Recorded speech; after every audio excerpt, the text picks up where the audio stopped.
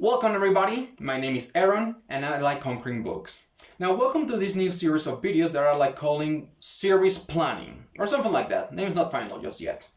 In this series of videos I want to talk to you about long-standing book series, manga series, graphic novel series and give you information that you should probably know before heading into them. Kind of like how much money you're going to be probably spending, how much time you're going to be spending and how many books are you going to be spending with. So since it is October, the spookiest of the months of the year, I wanted to talk about a series that has monsters, zombies, and little horror elements. Of course, I'm talking about the Resident Evil series. Now, if you're ready, so am I, so press start and we'll get right into it. Resident Evil. Now, if for some reason you clicked on this video but have no idea what the Resident Evil franchise is, first of all, weird move, champ, but second of all, fine, I'll give you a quick summary. The Resident Evil franchise started in the distant year of 1996. It started with a little video game called Resident Evil for the original PlayStation, created and distributed by Capcom. The game was supposed to evoke these B-type grindhouse horror movies. The ones that have monsters, are usually very gory, and of course have bad effects and bad acting. The game became such a sensation that it spawned a franchise of dozens of video games, movies, manga, comic books, and of course, novels. Now, as for the novels, well, those didn't happen until 1998. When the company Pocket Books bought the distributing and license rights from Capcom. The company originally wanted the author, S.D Perry, to write the whole series. However, he suggested that his daughter, Stephanie Danielle Perry, should be the one to write the whole series. Now, I'm not saying that's nepotism, but I'm also not saying it wasn't nepotism. But regardless, Miss S.D Perry would be the one who write the whole series. Now, not a lot is known about the writing process for the whole series. We just know that Capcom didn't really give any notes or any story notes to Miss Perry, and she had to come up with the story and characters from the game guide and some other strategy books. Now, there's a couple of things that you should probably know before diving into this series. First one being that this series of novels is only one out of 3 series of novels from the Resident Evil franchise. Aside from this one, there's another series of novelizations for the movies and a Japanese version of some of the games and some different adventures. But from what I could find, there hasn't been any legal translation from Japanese to English or Spanish. The second thing that you should know about the series is that there are 7 books in the whole series. Now, granted, I know that sounds daunting, but believe me, they're not long books. Each book is approximately between 250 and 280 pages, the longest one being 300 being the third book. And yeah, 250 and 270 pages is not that bad. You could probably read all that in a single sitting in an evening. So with the backstory out of the way, you're probably wondering, just what is the story of Resident Evil? What are these books about? Well, what you need to know right now is that the books are essentially a novelization of the video game, with a few exceptions and changes. Okay, I'm gonna talk about each one of them and tell you what they're actually about. So let's start from the very beginning with Resident Evil Volume 1, The Umbrella Conspiracy.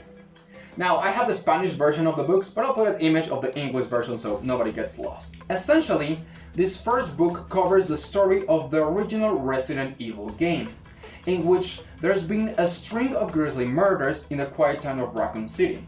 The police is absolutely flabbergasted to this level of violence, and they call upon the STARS, which is a specialized military police unit to lead the investigation. Unfortunately, the STARS Bravo team helicopter has a malfunction during one of its patrols and crash lands into a nearby forest. Alpha team goes and tries to rescue them, only to find out that the Bravo team has been attacked by a group of mutated, zombified dogs. Alpha team actually comes under attack by these same dogs, and they run away to a nearby mansion. There they found more zombies and horrible mutated creatures, and they slowly start piecing together that the mansion was used as a laboratory to develop something called the T-virus. They also piece together that the gigantic international pharmaceutical company known as Umbrella Corporation is the one behind all these experiments. The remaining members of STARS now have to fight through the zombies, monsters, survive the night and get out of the mansion so they can get the truth out to the people. And right after that one we have Resident Evil Volume 2, the Caliban Code. Now this novel is very special.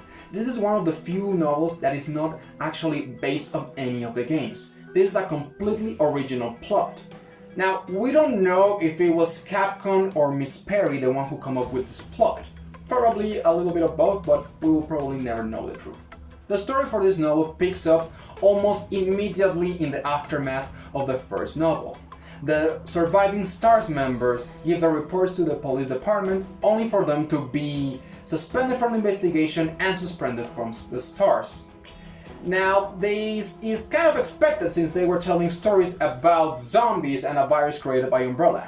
But as it turns out, the STARS High Command has been infiltrated by Umbrella, who is trying to keep everything quiet about the incident. But not all hope is lost. The captain of the STARS unit in Maine has received information that Umbrella has a second installation where they're doing experiments with the T-virus. This captain recruits Rebecca Chambers, a member of the original STARS team that was in the original incident, to help them retrieve a sample from this installation and give them to the feds so Umbrella can pay for their crimes. Now, things don't go according to plan, and the small unit of STARS, including Rebecca and the captain, is found behind enemy lines, fighting a new type of zombies, monsters, and also a mad doctor that is trying to spread the T-virus throughout the whole world.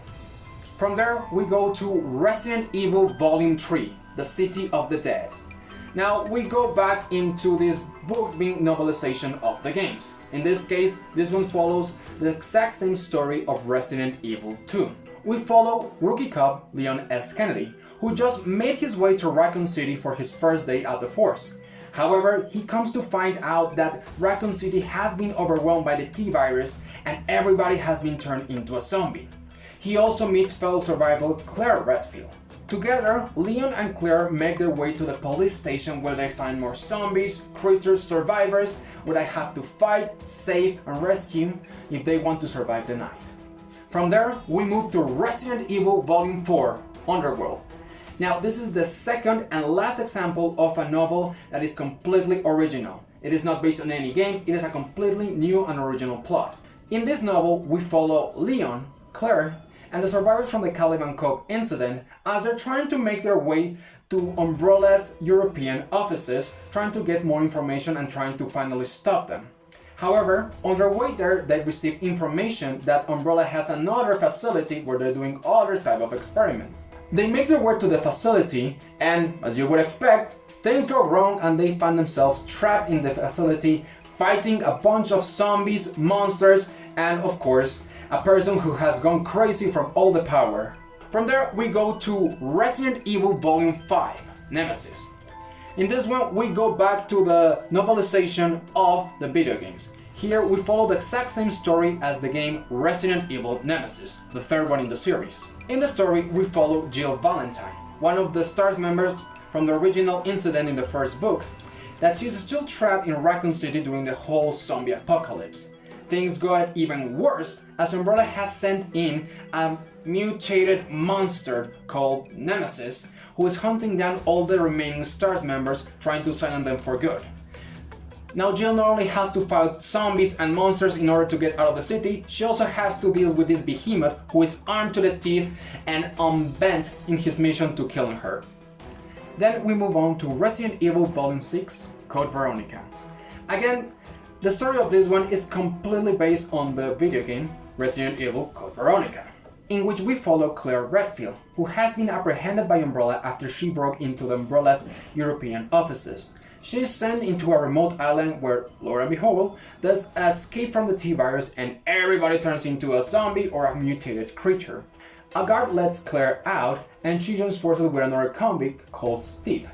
Together, they fight the usual amount of zombies, monsters, and a pair of twins who are completely nuts as they are trying to leave the island for good. And then last but not least, or at least depending who you ask, we got Resident Evil 0 Hour. Now, I always have a conflict with this book because it never really made sense to me how it fits into canon. It's supposed to take place before the first novel, The Umbrella Conspiracy, but time-wise it doesn't really make sense, but whatever. Now story-wise, this novel follows the exact same plot of Resident Evil 0, in which we go at the very beginning of the first novel, in which Bravo teams crash lands into the forest. Rebecca Chambers, a member of Bravo team, starts exploring the forest only to find two things. One, a crashed jeep that was supposed to be carrying a prisoner, and second, a gigantic train in the middle of nowhere. She explores the train only to find it filled with zombies and some new mutated slugs. She also finds Billy, the comic that the jeep was carrying, but turns out he's fine, and together they fight the zombies, they find the lab, and of course, a mad scientist. But now that we know the backstory and the actual story of the series, there's the question of, should I get into this series? To which I would answer, well, it kind of depends. If you're a Resident Evil fan, I will say yes. These novels are a great addition to the collection. They give us some extra characterization, a little sweet moments, and some dialogue and moments that weren't in either in the video games or in the movies. Plus, we get the additional 2 extra stories completely original, not based on any video games, and that have probably not been adapted and will probably never will. But now, if you're not a Resident Evil fan, are these novels for you?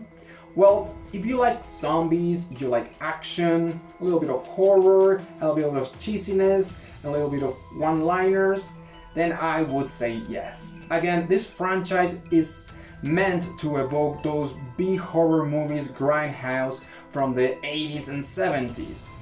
They're not deep or reflective on any kind of theme or subject, they're just there to have a good time. And if you want to have a good time, believe me, blowing up zombies and monsters and having horrible dialogue, it's here for you. But if you're looking for something actually scary, something deeper with character arcs, reflection and theme, you might want to look somewhere else because Resident Evil has never been known for having any of those. Now, the next thing you need to know is what edition of the books to get. Now, there are 2 main editions for this set of novels. The first one is the ones that I have released by Pocket Books and translated by many in other languages. But after Pocket Books' contract expired with Capcom, the license and publishing rights were picked up by Titan Books, who made a sort of re-release with new book covers and designs. And they also have very practical bundles including the 7 books. So yeah, if you're into the new minimalistic, kind of slick design of the new ones, go ahead. Personally, I prefer the old one. They kind of look like old VHS of 90s movies of Grindhouse and all the good stuff.